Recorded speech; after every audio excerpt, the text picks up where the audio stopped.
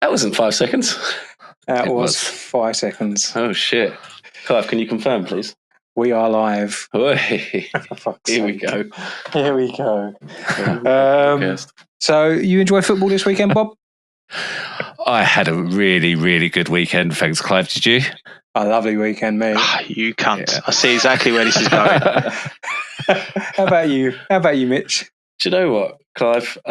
It became more enjoyable at about 7 o'clock. Bit softened, was it? It was softened, yeah. Thank God for Spurs. How about you, Luke? Oh, yeah, I'm ecstatic, mate. Yeah, I'm so happy. Yeah. No, you know full well I'm pissed off. Fucking hell. We're turning to Man United, aren't we? Fuck's sake. Is it that bad? Oh, I don't know. To be fair, it's just Spursy all over, really. Great performance, we're always like that. Oh, when the Spurs...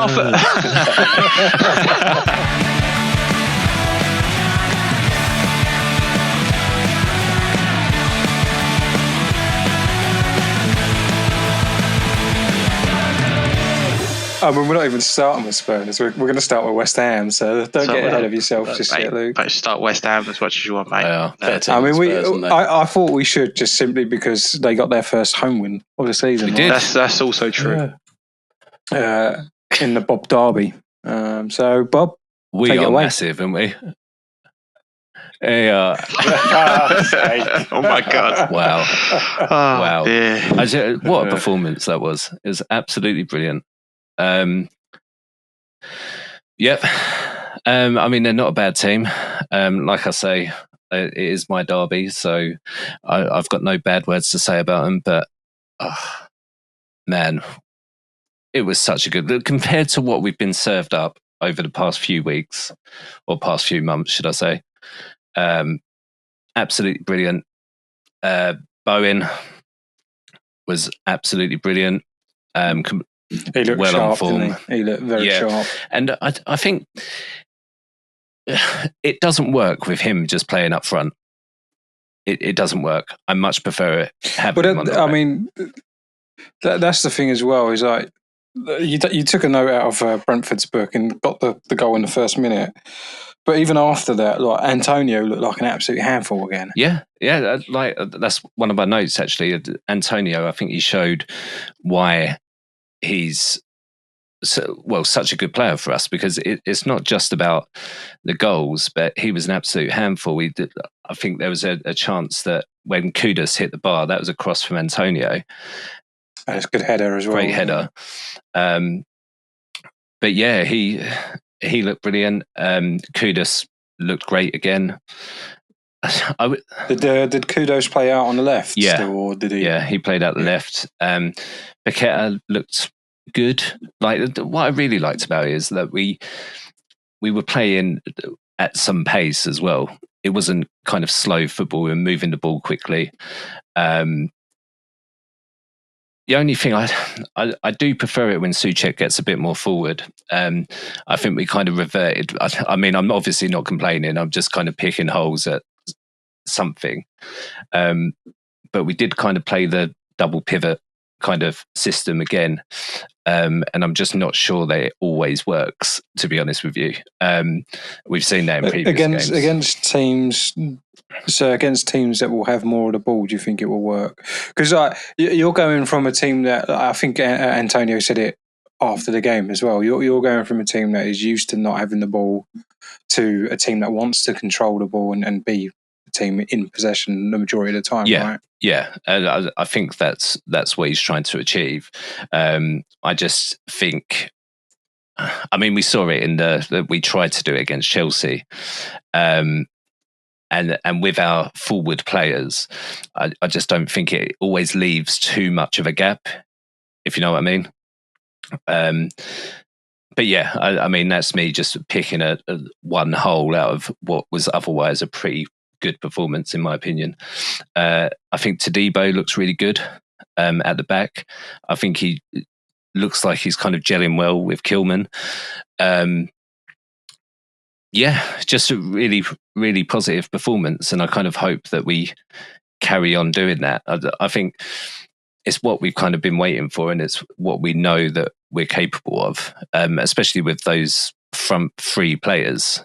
I was expecting this a lot sooner, or front four, should I say, with Paqueta there as well. But yeah, great. I was so happy about it, especially after the last podcast the previous podcast before the last one. I was so angry.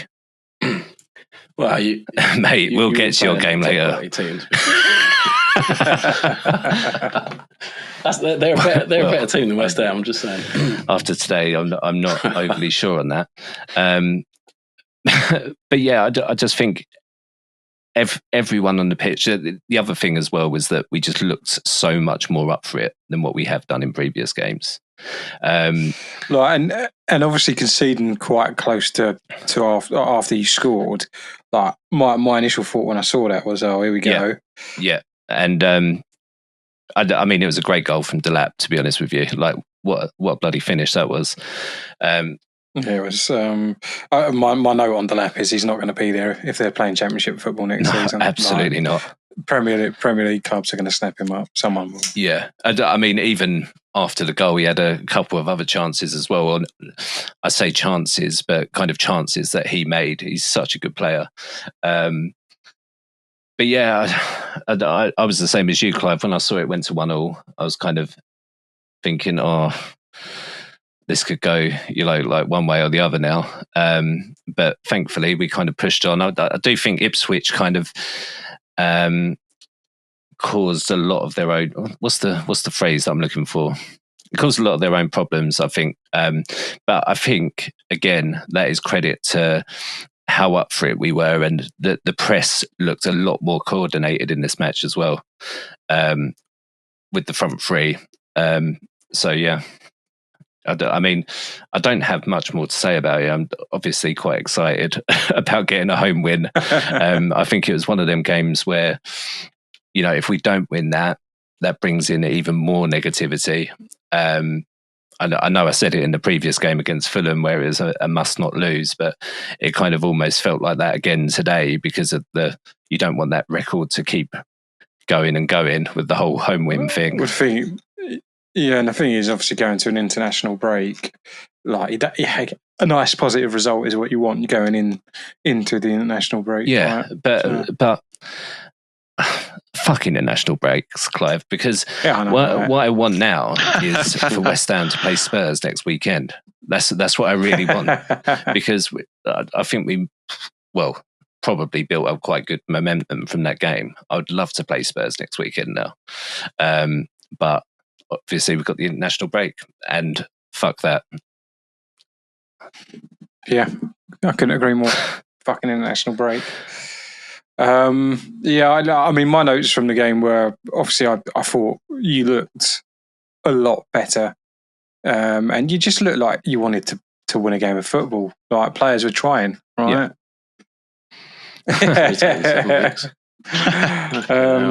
And maybe that's like Antonio getting the nod ahead of Bowen playing the false nine or whatever. But yeah, you just everything looked like it clicked.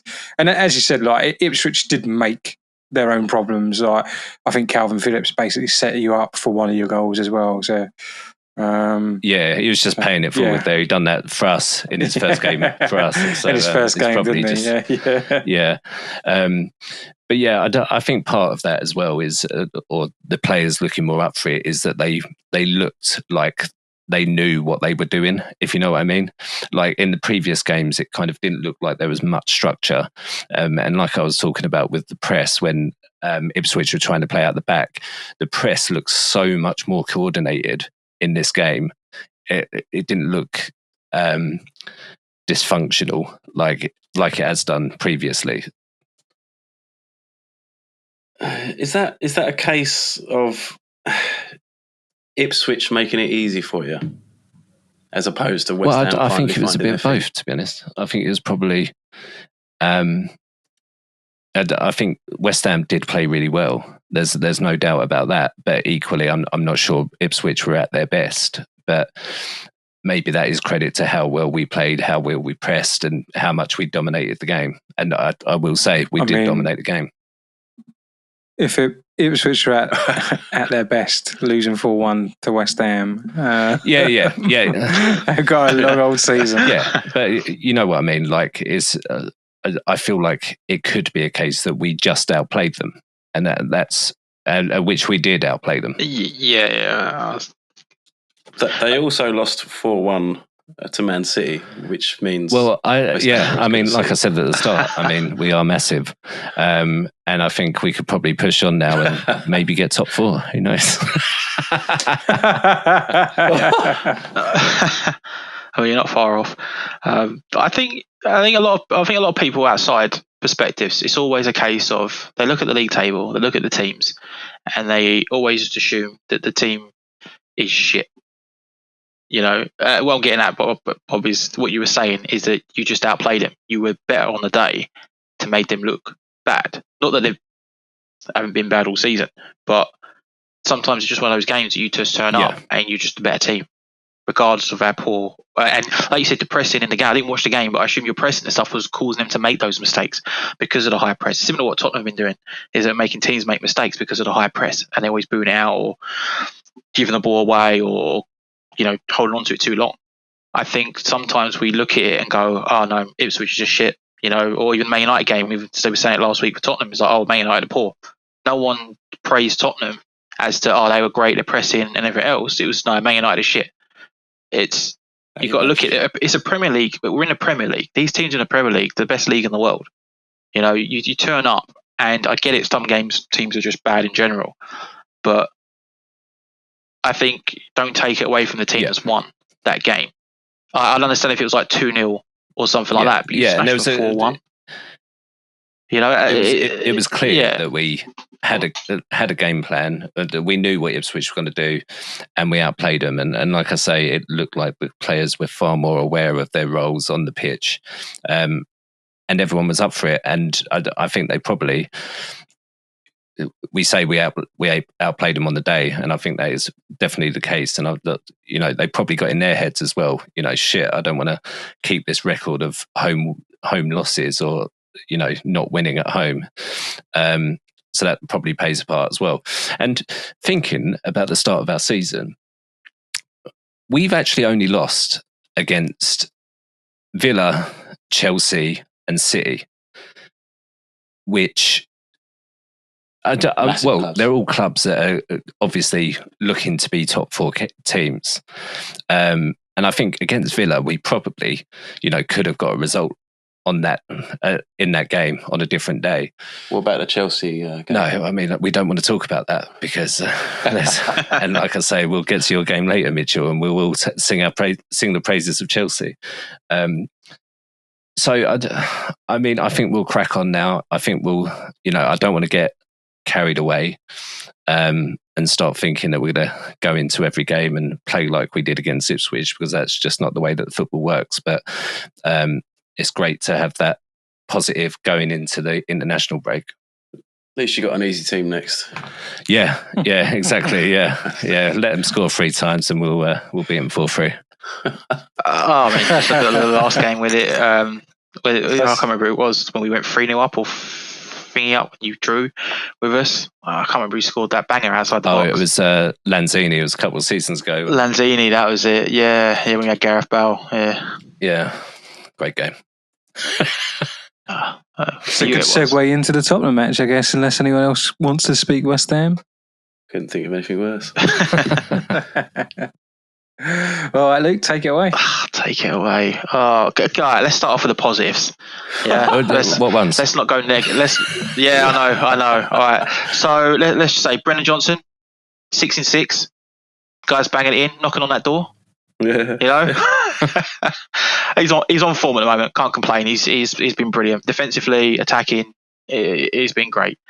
It's good to see. It's good to see that, you know, he's come out of social media, ignored all the critics and dickheads and keyboard warriors, whatever you want to call them, snowflakes. Snowflakes. I don't know. Snowflakes is probably a bad term there, but you know, I'm just throwing it out there anyway because there's a lot of snowflakes out there. But people are just quick enough to just moan about shit, yeah, and then get upset about it. So it's good that he's shutting them up. Happy with Brendan Johnson. First half performance of the game, I was happy with the team. Same team we played last week against Man United. No changes. First half was quality. The football we were playing, it was just fluid, quick, and then get to the 2 goals. The first goal, I can't remember the goals now. I watched the game. The first goal of Brendan Johnson's goal. Brendan Johnson's goal, because we had the disallowed goal, which was so close. So close. But the Solanke through ball, which was perfect. The run was great. The finish, quality. I mean, it's a man in form. He's shooting. It's going in, other than the chance he had like 10 minutes later, which was a bit unlucky. But he's on form. I'm happy for him. And it was a good goal, good team effort.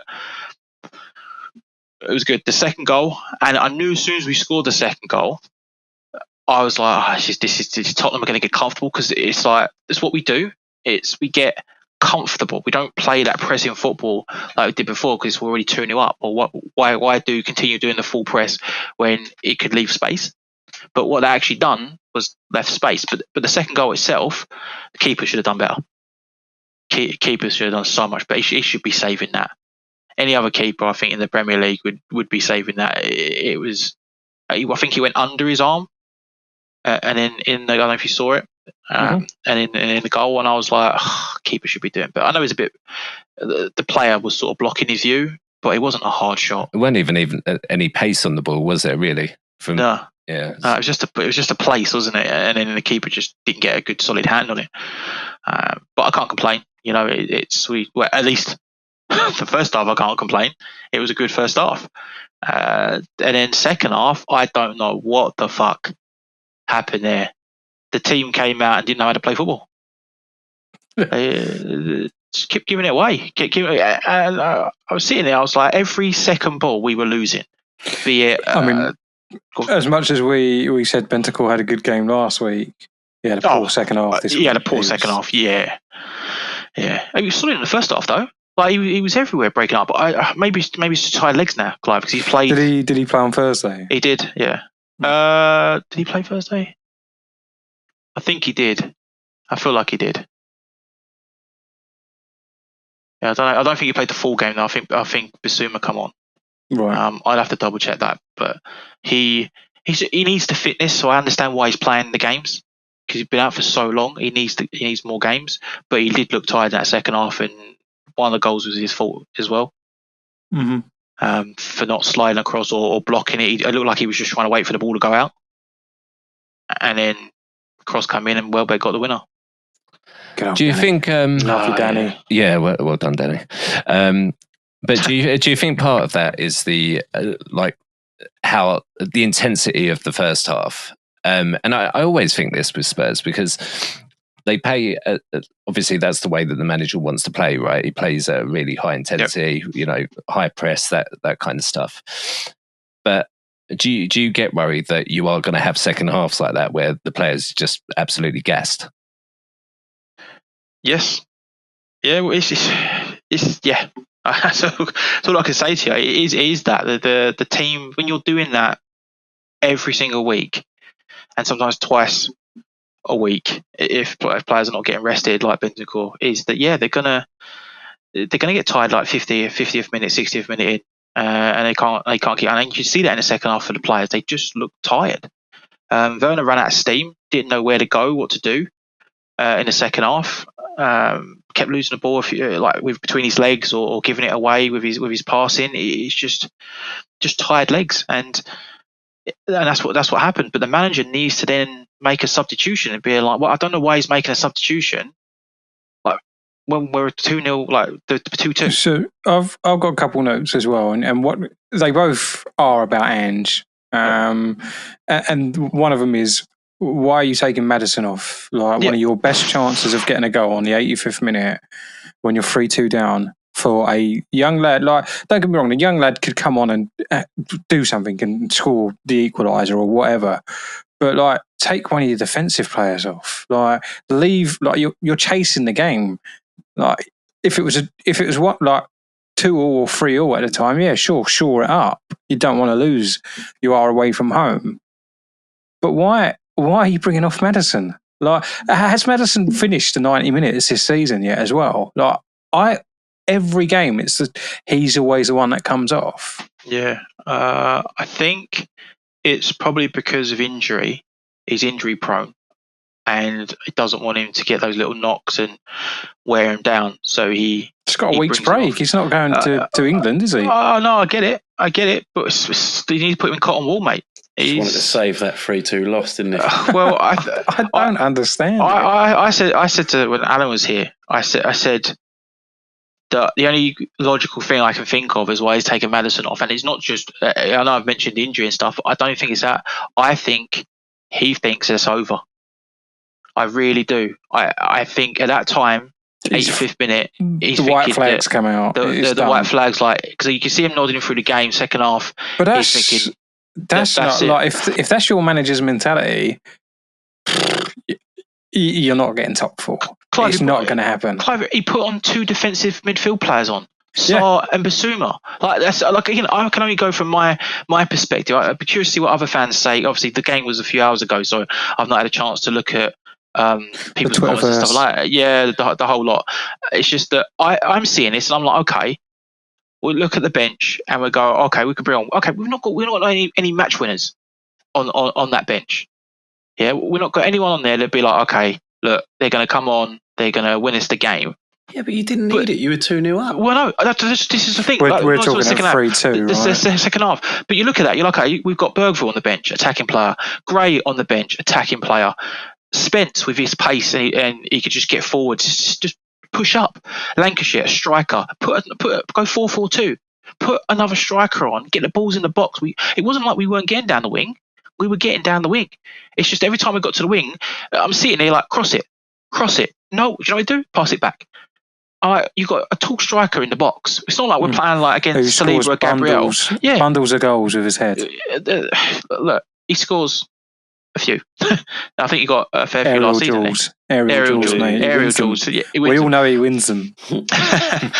But you got a tall player in there that can get those headers in. Yeah, go for it. But we're not doing it. So yeah, it's frustrating. So Clive, that's the only thing I can think of. What logical person would be like? You've got 3-4 attacking players on the bench, but we're just going to stick 2 defensive midfield players in. Let's take our most creative, our number 10 off when we're chasing a game. My other note is, like, obviously, I don't want to compare Tottenham and Arsenal at all, because there is no comparison at the moment. Oh, okay. Well, there we go. Yeah, go on. Throw that in there. But obviously, like, Arsenal had the game with Leicester. 2-0 up, cruising at half-time. Second half, they come out, get two good goals, 2 early goals. Yep. Like, previously, Arsenal fans would be a bit nervy. And the difference is we're at home, so we can draw on the crowd and the energy from the crowd to push us on, rather than obviously being away where the Brighton fans would obviously get well behind their team. Oh, exactly that. The pitch is different as well from what you're used to as well for your home games.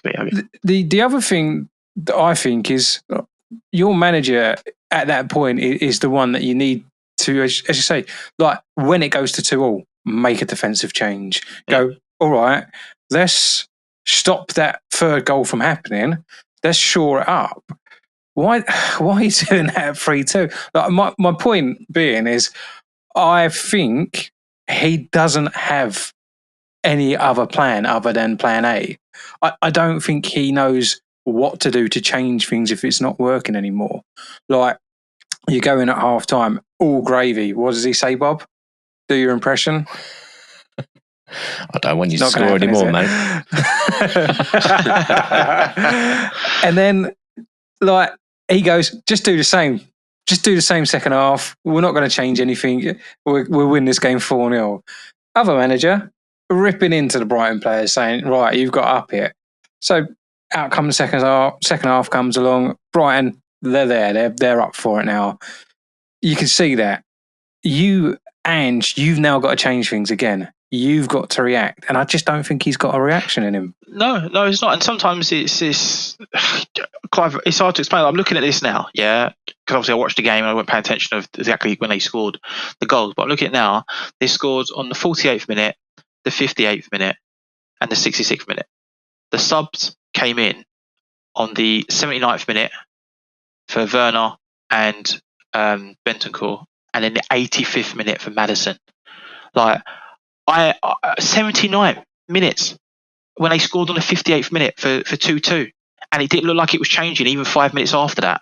Yeah. They looked like they were going to go and score another goal. The way we were playing, anyone on the back can see what was going on.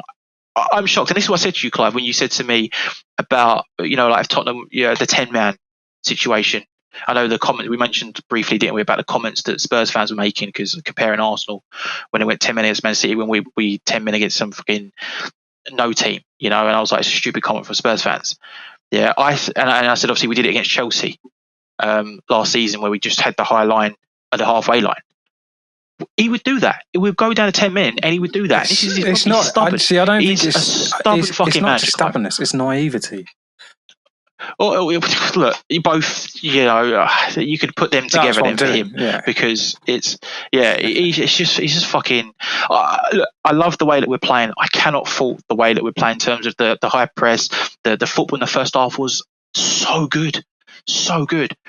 Second half, a 15-minute break, and they're back out, and it's like a different team came out. I don't get it. I want to shout out to Matoma. I think he was fantastic the whole game. I think he was brilliant. Every time he got the ball, he looked like he was going to destroy us and do something magical. He's been a bit quiet start of the season as well. He's not really had a great start to the season, but I'm happy to see him play well today, that's for sure. Yeah, it's nice to see him turning it on against Spurs, isn't it? Always nice to see. But look, I pissed off for the second half. I also think your defence has got one or two questions to answer for because two of those goals, like Ndougi should do better for the one. However, and the Dutch lad for one of the goals as well. Blame my Van de Ven. Yeah, he overcommitted and then got caught out and then they scored. Yeah, but they shouldn't have been in that position though. Like I know we can blame the defence. The one that Udogie should have got, even Van de Ven should have really got it when he slid in the first goal, but he couldn't get there quick enough. I guess in that quickest centre half ever. I know, but I guess not. Unfortunately, not when you're sliding. All right, or when there are actually players in front of you. Easy there, Mitchell. Fucking hell. All right, easy there. Don't see any of your players on that list. What list? But yeah, then Udogie just mishit it, and then they got the goal, which was a good finish. It's Tottenham. I said to Alan, I said, like, we need to be 4-0 up sometimes against teams because we can't go 1-0 up and think we're going to keep a clean sheet unless the team gets sending off. That's it. Yeah. Have you seen the new stat for Spurs? I have for this game. Well, you've this is the 10th time where you've led by 2 and lost the game, and that is 3 times more than any in other Premier League club. history. Is what Mitchell wants to in Premier League history. So we're the number 1 team in the world that loves shit stuff. The shit stuff. There was a player that no, what was the stat they said? Yeah, that was it. They showed a stat on the TV that Brighton they've only come back once. No, they've only won a game. Oh, what's that? When won a game? No. I think they've only won a game once when they've behind or something come back with 2-0 behind. I think that was against Man City. I think they said. Well, and I said to Alan, I said I guarantee at this game Tottenham love getting fucking these. At least you're competing with City in something. Any time to get a stick at Tottenham, eh? And just hit me with it while I'm already down. All right, cheers, appreciate that. So you're not happy with the result? Of course, I'm not fucking happy with the result, Mitchell. Look, this ain't the beginning of the season where we were. I thought you liked losing 3-2. No, I don't like losing at all. Oh, right. Not at this point now. At the beginning of the season, the first 3-4 games, I'm like, okay, we can see where we're going. And then we started picking up results. Then we've gone 5 games unbeaten. And then we lose against Brighton when you're 2-0 up. Still think you finish in top 4? I think there's You've a lost possibility. 3 games already this season. Yeah, that's it. We'll just stick with 3. What percentage are you on now? I'm not doing percentages, Mitch. I'm not doing percentages. Yeah, it was. Luke. Yeah, it was a poor game. Just to make you feel a little bit better. Last time you played Brighton at home, Brighton or Brighton were at home, they won 4-2 rather than 3-2. 4-2, Yeah, I know. so I know. Fucking happy Yeah. days. There you go. I know that stat, but we were fucking 2-0 up, Bob. 2-0 up and playing brilliantly in the first half, and then just come out in the second half. With the first half, we did. I think overall possession wise, yes, but I wouldn't say we dominated. Even with the first half, I wouldn't say we even dominated the first half. Going back to that now, I think we just put our chances away in the first half. Welbeck should have scored when the ball come across the box, but he obviously can't finish with his feet like Nicholas Jackson. Whatever school he went to, they went to the same one. And yeah, what's Tottenham? We just knew it was going to happen. Yeah, I was annoyed we was 2-0 up. I'd rather have just been 1-0 up. Go into the first half. I was annoyed at being 2-0 up because this is what said happens. the Spurs fan. You don't watch Tottenham. You don't watch. They're beating. Trust me, this season, yeah, you'll be I do saying when I want to go to sleep. yeah, this season there'll be certain games where you feel like uncomfortable. You'll be like, oh fuck, we shouldn't have scored so early. Or look at Brentford. They scored the first minute. It sort of went against them, didn't it, for the rest of the games that they've played by scoring early. Sometimes it works, sometimes it doesn't. It's just sometimes teams where they have that 0-0 and then everyone's like looking for that one goal and the game changes. But when you go 2-0 up, Tottenham are like, okay, we're comfortable now. Go into the first half. Second half, they feel like they can say control 2-0 was a dangerous scoreline. It is. It's especially when you're Tottenham. It's a dangerous scoreline for Tottenham. So just to add salt to the wound, Thanks, Clive. You're only 2 points ahead of United and only 2 points ahead of West Ham as well. That's just I saw that and I wasn't going to say anything. Yeah, but after we beat West Ham, we'd be 3 points. Yeah, It'd be 5 5. points. It'd be 5 points. I was going to say we get the 3 points. I was meant to say that, but I'm already angry, Clive. All right, I can't get my words out. I'm pissed off. It's very enjoyable battle, isn't it? Fuck off. It could still turn into relegation, although the teams down there are fucking hopeless. Well, West Ham are not far from there. So anyone else want to pile in on Luke at the moment? Well, I'm so glad that that is on recording, Luke, because when we beat you, that is getting TikToked by Clive. Oh, okay. I'll say this now, Bob. I'll say this for the podcast. We are beating you, Bob. Oh, okay. We are beating you. Okay. I think it's going to be a Desmond. What in the do we want to in the first half? Try and do a side bet? Clive, you know me in bets. I'm not betting Tottenham. I didn't think you would, but I mean, I could take the Arsenal shirt out of the pot again. We could put that on the table again. No, I'm not betting. Imagine if you go 2-0 up in the first half. Yeah, I don't feel worried about West Ham. To be fair. Yeah. No, I don't feel worried about West Ham. They got like one good player, and that's about it. Are you joking? That's a ridiculous statement. There you go. Just throwing that. Who would that one good player be? Just out of interest. I wanted him to name him as well. Yeah, Bowen, of course. Right. Bowen. So Mohamed Kudus is trash, then, is he? I don't know, mate. I never heard of him. Paqueta? Mate, honestly, I can't wait. You're lucky that there's a... Mate, you're just naming food things now, aren't you? Fucking hell. God. Baguette and fucking... Baguette! Fucking West Ham. You're lucky there's an international break. And couscous. Fucking hell. We don't need... Couscous. Fucking hell. West Ham. Well, I'm glad that you can... take your anger out somewhere, Luke, rather than against Spurs. You have to aim it at West Ham. I have to. But yeah, we'll do a live recording of the West Ham Tottenham game, shall we? Oh dear. I'd love to. I'd love to be there for that. Yeah. What's the date for that one? That's the 19th, isn't it, or something like that? Oh, that's it. No near time. Yeah, that is October fixtures. Yeah, it's the early kickoff on the Saturday, the 19th. Nice. So yeah, it could be on the cards because I think then Arsenal play in the evening as well. Yeah, we got the late kickoff against Bournemouth. What a day of football! I'm absolutely up for that. Not like this weekend coming when it's shitty fucking international football. Yeah, oh yeah, fucking international football. It's even worse than watching Spurs. Let's go ahead and talk about the Arsenal. Go on, the Arsenal. Someone just make a signal. Mitchell. Yeah. Well, not Mitchell. So is it one of those games for Arsenal where the first half we was just all over them, but couldn't find the back of the net? I don't really think we made many great chances either. We just had a lot of ball in a lot of dangerous areas. So second half we went 1-0 down, and that kind of kicked us into gear. And Kai Havertz linking up with Saka once again. Saka intercepts the ball. Like Southampton playing with the ball inside their own kind of 20 yards. They need to learn a lesson. Like, I know the manager keeps saying that they're not going to change the way they play, but fuck me, they are going to go down with the least amount of points if they keep doing it. It's the fucking Burnley effect again, isn't it?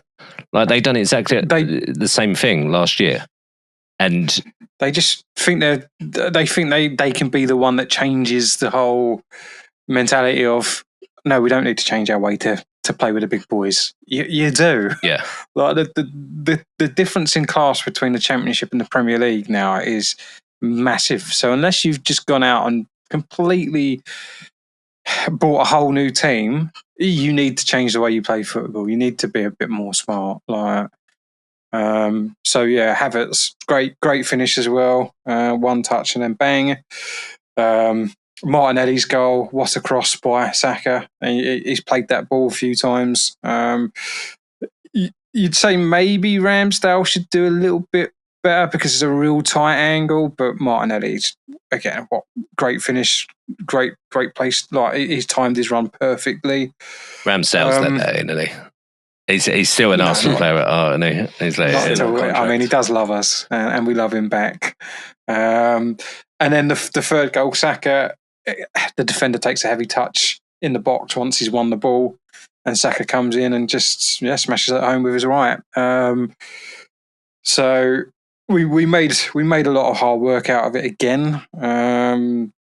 It could have been a much more comfortable result, but the nice thing was we did rotate. Jesus started, Sterling started, Thomas Partey at right back. Didn't really work. It didn't work last season because we actually started the first, I think, 3 Premier League games with him there last season. And I think it shows a bit more of the maturity from Saka because he's able to, again, adapt. Like, he is doing a lot of work backwards as well as Martinelli. And with someone playing behind you that isn't naturally a right back, you kind of think, well, he's going to have to pitch in and do a bit more. But even when he had the ball in attacking areas, he was trying to make things happen, even without the overlap of Ben White or Timber. So, yeah, superb. The boy was class. I wanted to speak a bit more about Kai Havertz after we touched on him last week in regards to him playing that central striker kind of position, because when we started the game, so Havertz started yesterday as well, but he played more the midfield role, and Jesus, for all you guys who get annoyed, played as the striker, and you can see the difference in Arsenal when Havertz is in that position, because he gives us that long ball that long ball kind of hope as well, because he does battle for everything. He wins a lot in the air. His touch is superb as well. There's times where he does still kind of look like he's got no confidence with some of his touches, and like the ball strays away from him a couple of times. But he's now joined, I think, Van Persie in scoring at home in his last 7 games in all competitions. So he loves the Emirates. It's 5 in 5 Premier League games for him. Yeah, long may it continue. That's on the back end of last season as well. What are your thoughts on Jesus, Clive? Because I've seen a lot of noise on Twitter about, not hating, I don't want to say hate, but like questioning his ability. I don't like. He's definitely not a starter at the moment. I think he's just in that space at the moment. After his injuries, he's lacking confidence, and I say the same with Sterling as well. I think they're both trying too hard, if that makes sense. So when they get the ball in a good, dangerous area, rather than taking a second, looking up, like seeing what the best option is, they're just snatching at shots. They are so desperate to score a goal and get them ticking along that they are just rushing things and not thinking. So look, I think his time might be done as the number 9 at Arsenal, but he could still offer a lot on either wings as cover for Saka and Martinelli. And he works incredibly hard when he's on the pitch. And a lot of people, in the Premier League nowadays, like with the exception of one or two strikers, you need the whole team to be the defenders, right? Like you want to play the high press. Yeah. You want to be the first one. Like you need that trigger. And when Odegaard's fit, Odegaard is that trigger, and then the other attackers then all go as well. Jesus can and does do that. He presses very good. He's very good at winning the ball back in high areas. But I just think he just needs a little bit of confidence. And the Arsenal fans that go on the regular will give him that confidence, like we did with Kai Havertz. Like we're patient. It will come good. And the same with Sterling as well. Like the beauty of those two players are we've got a squad at the moment that allows them to go through this rough patch, and we can still grind out the results. We can still get results. So yeah, we've just got to buy their time, and it will come. Is my honest opinion.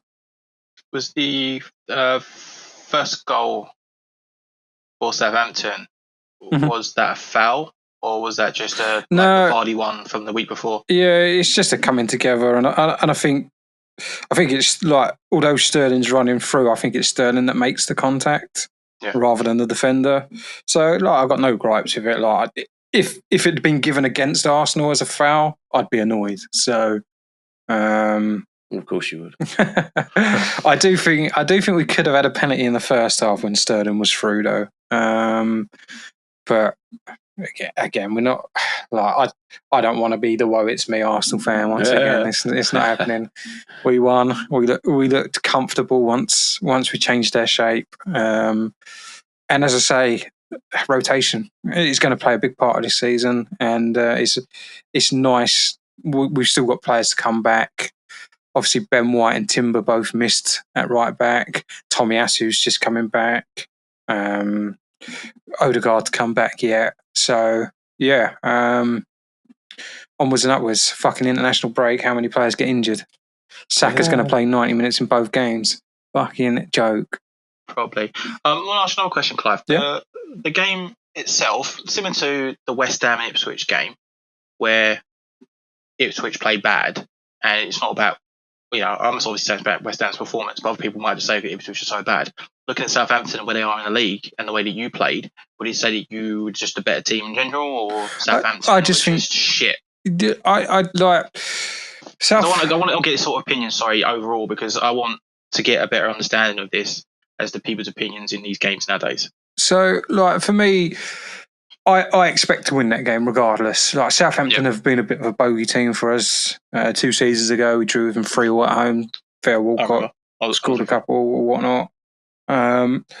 But again, I think they go in that naivety scope, as we said earlier, like Burnley did last season. You can't go to a team like Arsenal and, with the players you've got, play it out from the back. Yeah.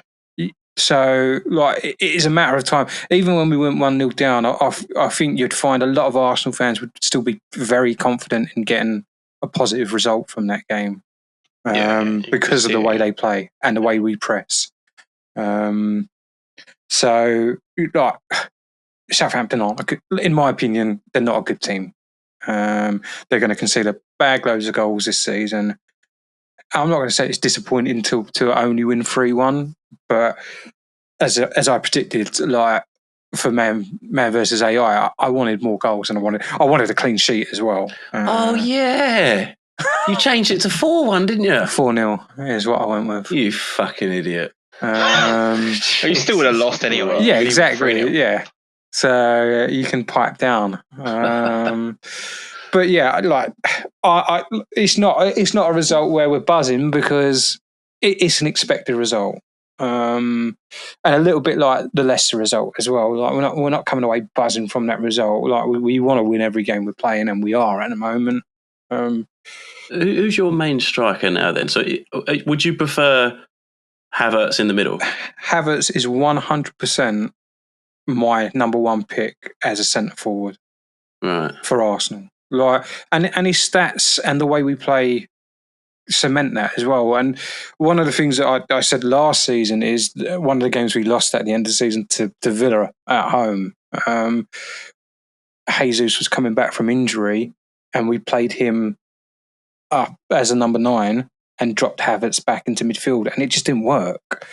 So, like for me, if you are gonna play Jesus up front,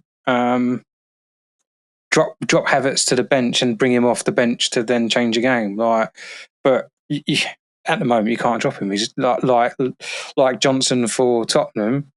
He scores. He's scoring goals every week. He's scoring goals. As I say, 7 goals at home in his last 7 home games. All right. Yeah, it's quite a good record. And then you got Norman Bates as your super striker sub. Who's Norman Bates? Trossard. Sorry, Trossard's been Norman playing the number 8 role. He's been more filling in for Odegaard, playing behind the striker. So at the moment, the only real 2 options we have as a number 9 are Jesus and Kai. It was nice to see Havertz score a goal like that. I feel like I haven't seen him do that in a while. No, he's normally a header or kind of a cheeky little one kind of in the last 6 yards. So, yeah, it is nice for him to have one from just outside the area and he's curled it around the goalkeeper. It's on his weaker foot as well, if I remember. It was a left foot, yeah. I can't remember what footed he is. But Call yourself an Arsenal fan, Clive. Right footed. But even Saka scored with his weaker foot. So, yeah. It's a good game. Like again, Saka with 2 assists. Yeah, fantastic. Keep it going. Keep it going. No. don't keep it going. Yeah, keep it going. And I think we're coming to it next podcast. But I think Bournemouth are going to be a bit of a tougher opposition for us. But there's anything else about Arsenal, or shall we go over to Chelsea? Nothing more for me. I don't care about Arsenal. They're Chelsea. Chelsea. That classic. Chelsea. Thank you, Clive. Go on, Mitchell. That was a beautiful rendition. You're shit, yeah. I know. No, I feel like fucking Nicholas Jackson. Fucking how many chances did he miss? I am going to mention Nicholas Jackson. Here we go. Why didn't Cole Palmer get 4 assists and 5 goals? Just wait. We need to drop him, sell him now. He's lost it. He's washed. He's knocking on the door of world class, isn't he? It's not quite there. I think you're all expecting me to be disappointed. Rightly so, right? No, because Nottingham Forest have had a very good start to the season. I mean, they've lost 1 game? Correct, yeah. They've done all right. They've held their own against decent sides. What I will say, right? So obviously, it's a shitty 2:00 kickoff. It's not on TV, and I tried to slap the radio on.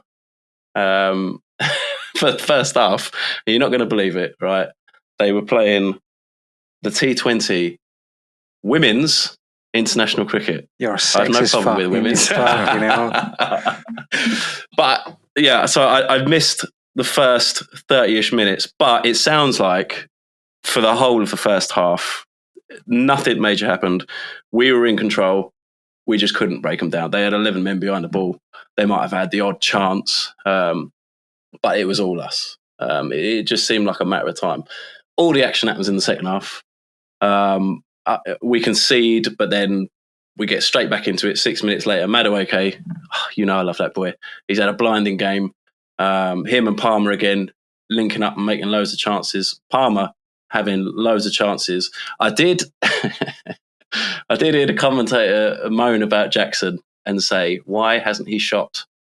And I've said it many times. He just overthinks sometimes, or doesn't think enough. I don't know what he does in his head.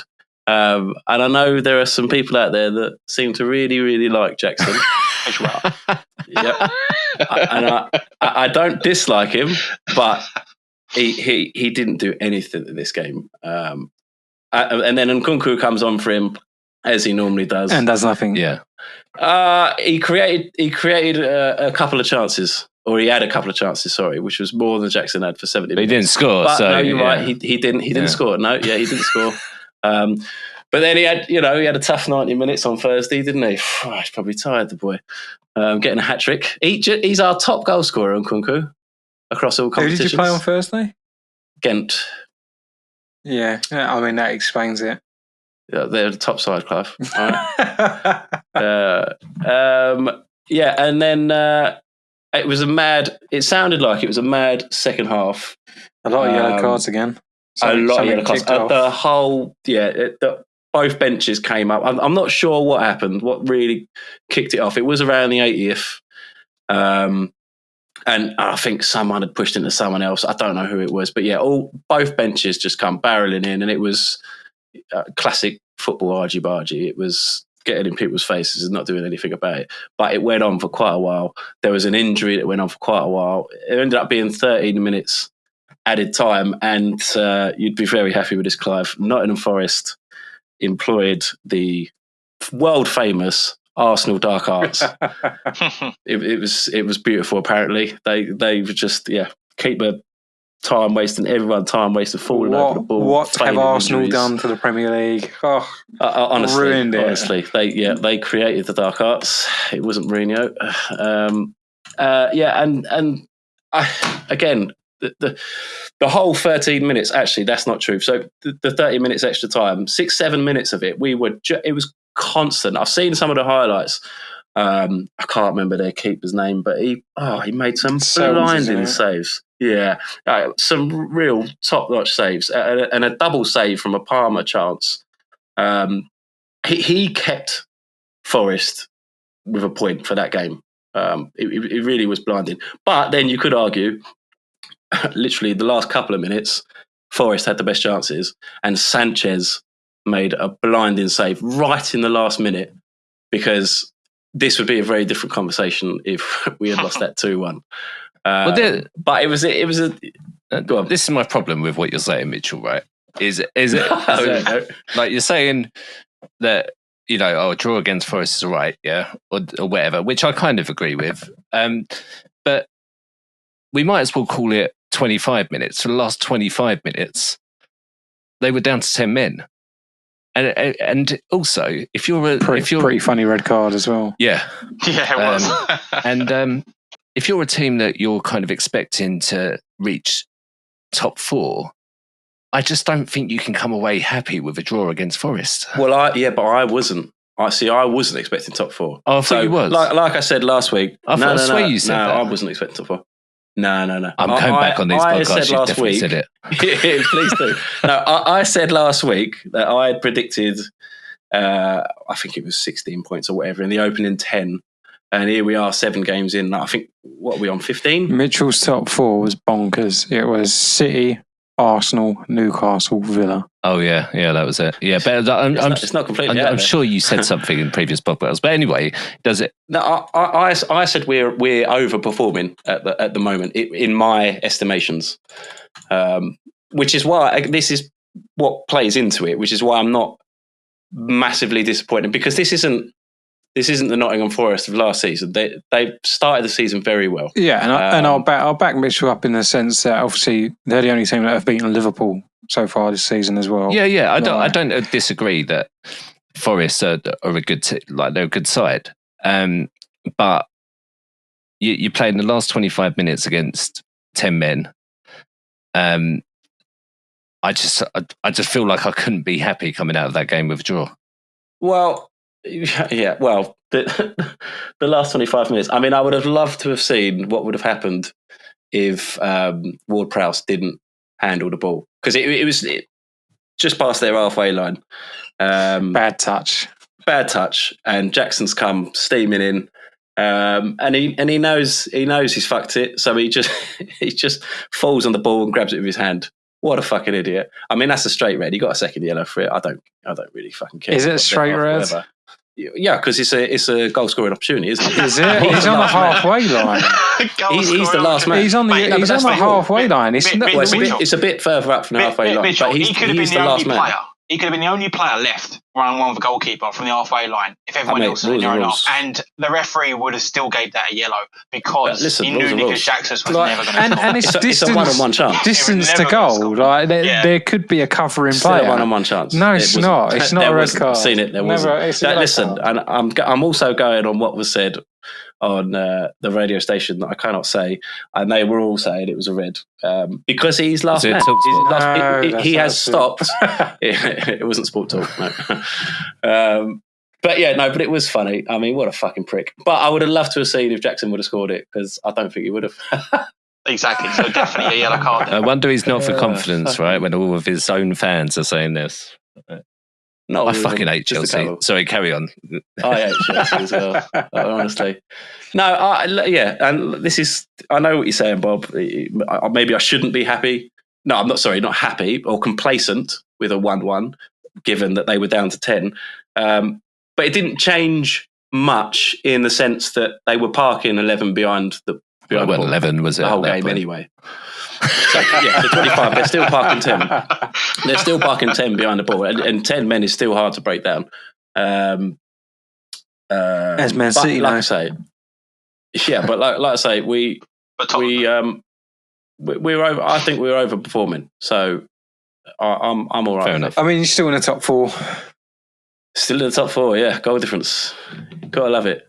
But again, this is the whole thing. How the fuck can you predict Chelsea? What I need to start doing is, like, on the week where we do get a 4-goaler, because we've had a couple of them, next week go for a draw. It's just not going to happen. Although now it's like international break next week. Yeah. Does that reset that? So the week after, we're going to beat Liverpool 4-2. Yeah. I mean, who knows? Who knows indeed. Hopefully Cole Palmer plays instead of Saka for both games. I hope not. Where would he play him? Saka would be on the right. Palmer would play in the middle, wouldn't he? Well, who fucking knows? Hopefully he plays Palmer on the right. Well, I was thinking Saka. I was thinking he might play Madueke instead of Saka. But Madueke got injured, so it might be a good excuse not to send him. With quotation. It was in the handbags. I don't know if someone fucking trod on him or what, but he had to come off injured. So I hope we use that as an excuse. So Saka does have to play 90 minutes, and he gets injured. Oh, what a shame. Did Jared Bowen get called up? No, he didn't. He 90 minutes. And I'm so happy about it. So happy about it. God damn it. Anyone else about Chelsea? This shit. I mean, they're better than Spurs, so I can't disagree with that. And West Ham. Oh, I can disagree. Can you? Well, you beat the mighty Ipswich. Yeah, we just had an off down, Chad. And like I said last week, Nicholas Jackson coming out party. So, Mitch, you know we're both fucked. Back in party, though. We're both fucked if we both can't beat Ipswich, Mitchell, this season. You know that, right? Well, yeah, but we beat West Ham, so it's all right. As that level out, that means you definitely will beat Liverpool next week or 2 weeks time. Then, if that's the way it works, because Forest are the only ones that's the way it works. Beat them, and you drew with Forest, so you're going to win. That's how it works. Okay. So I like the maths. Let's go to Man versus AI. Man versus AI. Thank you. So I mean, not a great week for anyone, even AI. To be honest, we've made a point or two on them now. Did we? I mean, you didn't. Obviously. So glad you're still bottom though, Luke. Still rooted bottom. Yeah. One last story, Mitchell. One last story. So what do we have? We had AI predicts Arsenal to win 3-0, so it got 1 point. AI predicted West Ham to win 2-1, so it got 1 point. Predicted Chelsea to beat Forest, so it didn't get any points. What mug? And it predicted Tottenham to beat Brighton, so it got 0 points there. So What total. did it predict for that game? It predicted a 3-2 Tottenham win. Oh. Oh. And well done everyone for not calling Brighton Wolves this week. Oh, yeah. Well done everyone. Bob predicted a 2-1 win as well for West Ham. Clive predicted a 4-0 Arsenal win. So Bob and Clive both get 1 point. Woo. Mitchell predicted a 3-1 Chelsea win, so 0 points. Luke predicted a Tottenham 2-1 win, so 0 points. Look, the first half it was going that way. You know, I thought they might at least get a goal in the second half, and they then did, win. and then they did again, and then they did again. I get it. So you wait till you play Ryan. We played them, we drew them. Exactly. So AI is on 27 points. We are on 18 points. Oh, fucking. 8 of them provided by Bob, 5 of them provided by Clive. Mitchell has provided 3 points. and Luke, a lovely 2 points. It's all right. Red will look good on you. So it's good. Still early days. It is still only 7 games in, so got a lot of time yet. That's it. Yeah. So because the international break is we are going to do the England predictions again. Woo! I can't wait to watch England. So, Bob. Yep. England v Greece. England at home. 5-0 England. Oh, we love it. A bit of fun, isn't it, boys? It's a bit of fun. Bit of fun. I will go 7-0. Nah, I'm going to go 3-1 England. I thought you said it was a bit of fun, Clive. I'm very conservative. It is. I don't know. Greece are. Mitchell. 2-0. 2-0. Oh. To Greece. No. Oh my God, that was so loud. I moved right to the microphone. I quite like doing that. It's quite cool, isn't it? It felt good. I'm going to go 1-0 England. 1-0. Yeah, he knows. There's no Harry Kane. So we've not got any other strikers? Well, I don't think anyone's as good as him, but I think 1-0. Okay. England away to Finland. Second game, Bob. 5-0 England. I'm going to go 3-1 England. You're not going to believe this, boys. I'm going to go 2-0 England. Luke? It's going 1-0, isn't it?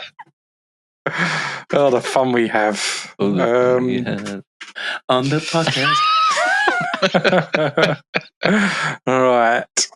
Let's go to AI. What does it reckon? England 4, Greece 0. England should dominate this game, especially with home advantage. Greece may put up a defensive effort. England's firepower and depth should overwhelm them. Dun dun dun. I don't know if it knows if Harry Kane's not playing though, so who knows. England v Finland. I know that Harry Kane is not playing.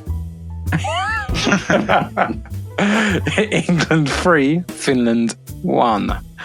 Reasoning. Finland could be trickier opponent with some solid counter-attacking options. However, England's quality away from home should also secure them a win.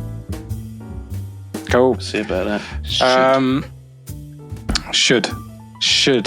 As you said last week, it's never very definitive, is it? It isn't. I mean, I've got a 100% record so far with England results. Yeah, just you just need to transfer that over to. Don't. Oh, you can't. Not with Tottenham. No, you can't. I could say we're gonna win a simple. Everyone expects to win game. Yeah, a team could go down to 9 men and it will still be a draw. You're beginning to sound like Mitchell here, Luke. It's just this was, Behave mate. yourself. You don't watch Spurs enough. I've been watching them all my life. I know what they're like. They just frustrate the shit out. Yeah, I've been watching them all my life too, So and they're much. shit. Like, you should know that and just predict in that way. Mate, you must be. Mate, if they're shit, you must be fucking well annoyed with West Ham then. If you think Tottenham No, is we're shit. massive. Massively shit. Massive. West Ham are massive. Is there any other football-related conversation you want to have? Football on the podcast. Football. Touchdown. Wait. No. We may join the International Break podcast next week. We may chat about away kits, people. Oh, wow. We did the home kits, so let's do the away kits. It's only How taken 6 exciting. hours of content to get there.